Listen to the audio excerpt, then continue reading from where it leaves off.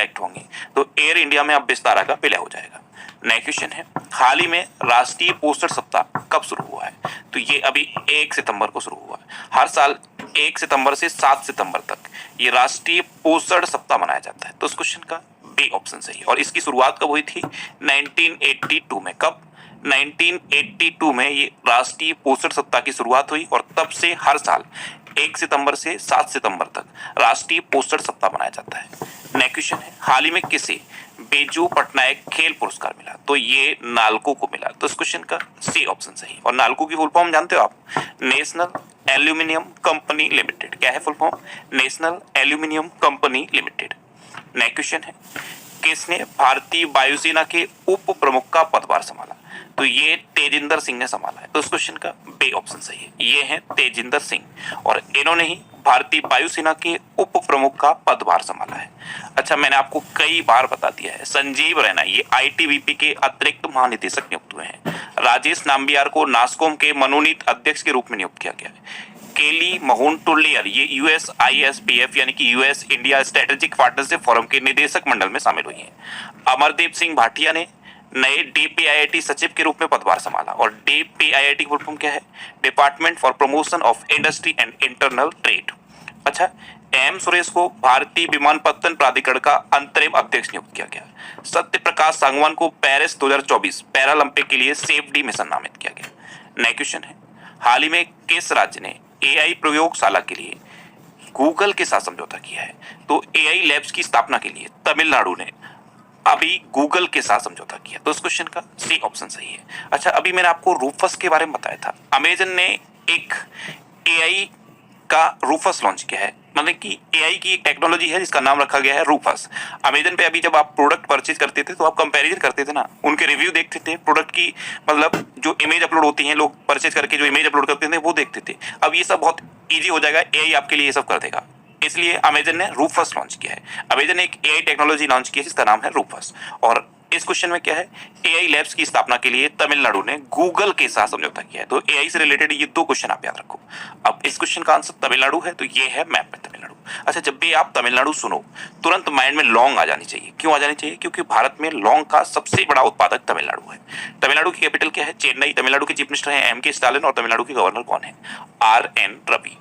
अच्छा, भारत ने अपना दोबारा इस्तेमाल होने वाला hybrid rocket Rumi first Chennai के तिरुबिंदुदई से लॉन्च किया। बहुपक्षीय वायु अभ्यास तरंग शक्ति 2024 ये तमिलनाडु में हुआ। तमिलनाडु सरकार ने परिवारों के उत्थान के लिए नेंगल नालामा योजना शुरू की।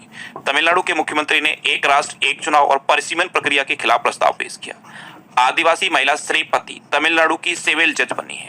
हुंडई और आईआईटी मद्रास तमिलनाडु में हाइड्रोजन इनोवेशन वैली स्थापित करेंगे।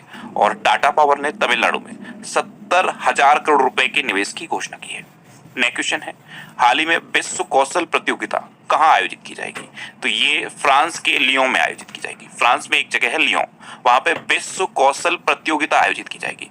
इसमें 61 प्रतियोगिताओं में भारत के 60 लोग पार्टिसिपेट करेंगे।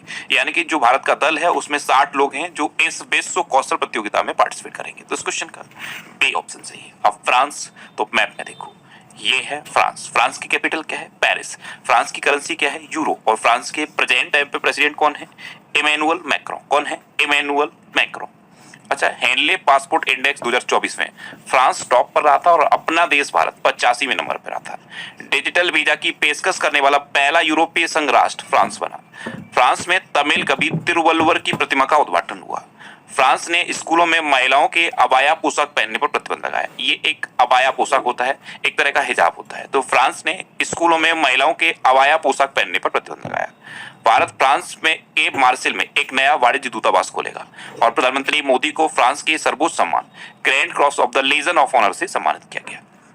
नेक्स्ट क्वेश्चन है, किसने सर्वोच्च न्यायालय के नए ध्वज और प्रतीक चिन्ह का अनावरण किया?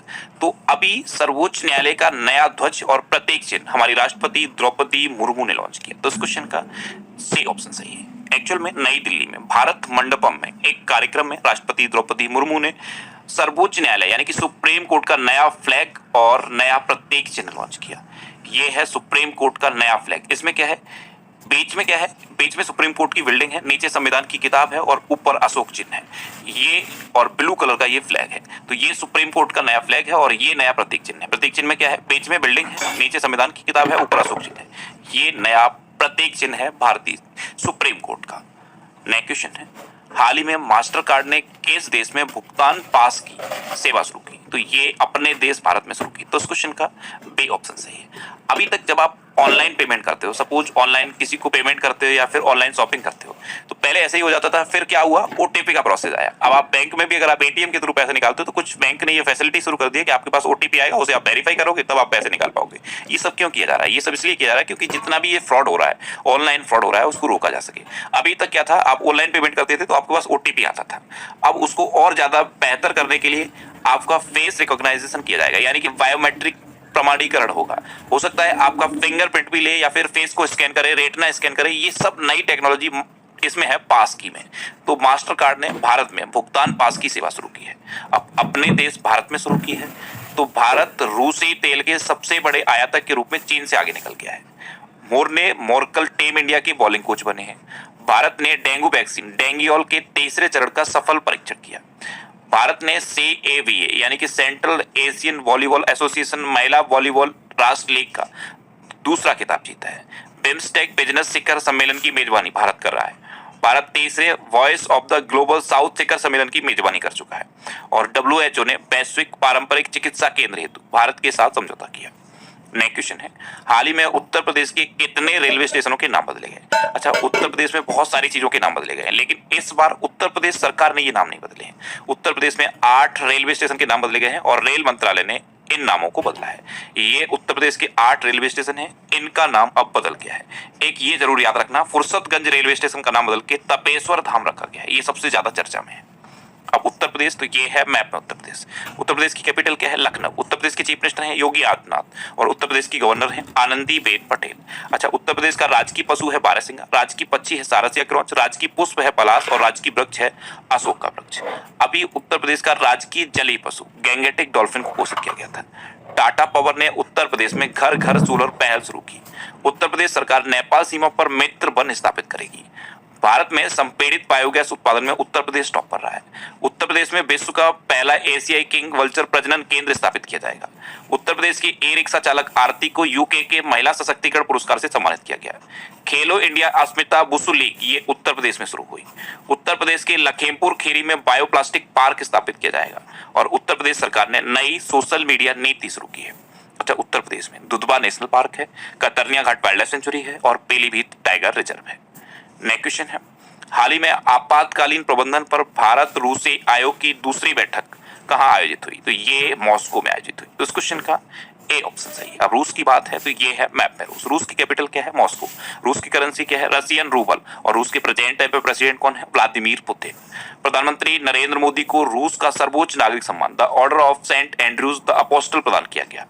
रूस के उपग्रह के टूटने से इंटरनेशनल स्पेस स्टेशन और अंतरिक्ष यातायात को खतरा बढ़ा है। रूस देश भारत का शीर्ष तेल आपूर्तिकर्ता बना है।